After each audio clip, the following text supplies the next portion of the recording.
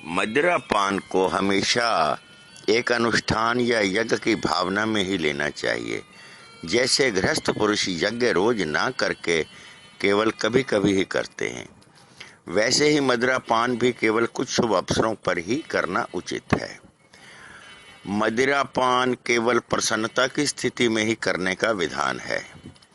अवसाद की स्थिति में ऐसा यज्ञ करना सर्वथा वर्जित है, और जो इस नियम का उल्लंघन करता है पाप का भागी होकर कष्ट भोगता है।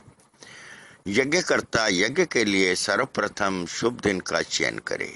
शुक्रवार और रविवार इसके उपयुक्त दिन हैं, ऐसा शास्त्र में लिखा है, किंतु इसके अतिरिक्त कोई भी अवकाश का दिन भी शुभ होता है।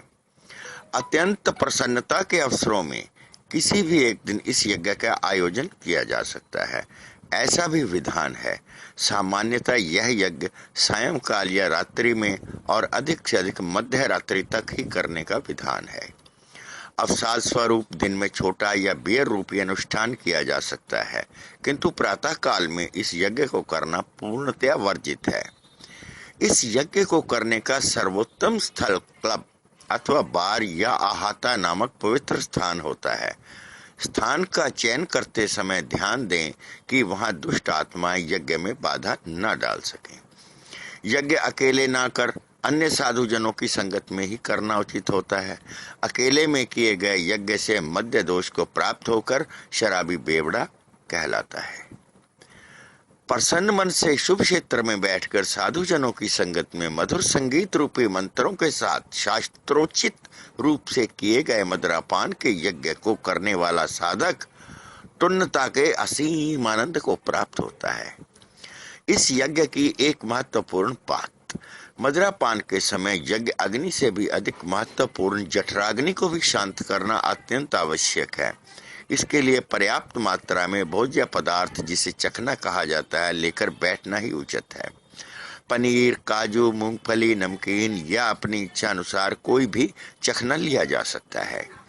एक अन्य आवश्यक पदार्थ सिगरेट नामक अग्निदंडिका का भी इस यज्ञ का महत्वपूर्ण अवयव है। जो पुरुष इस अग्निदंडिका का सम्मान नहीं करते, वे अग्नि के श्राप को प्राप्त हो अनेक कष्टों को भोगते हैं। मध्य सूत्रम नामक महाकाव्य में इसकी आधुनिक सेवन विधि विस्तार से समझाई गई है, जिसमें सर्वप्रथम खाली गिलास लेकर अपने सीधे करते हुए उसमें 30 ml मदिरा डालें। फिर अपनी स्वेच्छा अनुसार सोडा या कोल्ड ड्रिंक का मिश्रण करें। फिर अंत में बर्फ के 1-2 टुकड़े डालें। इसे एक पैक की उपाधि दी गई है। अब उपस्थित साधकों की संख्या के बराबर ऐसे ही पैक तैयार करें व सब में वितरित करें। इसके बाद 1 उंगली गिलास में डालकर बाहर 1-2 बूंद छिड़कें। तत्पश्चात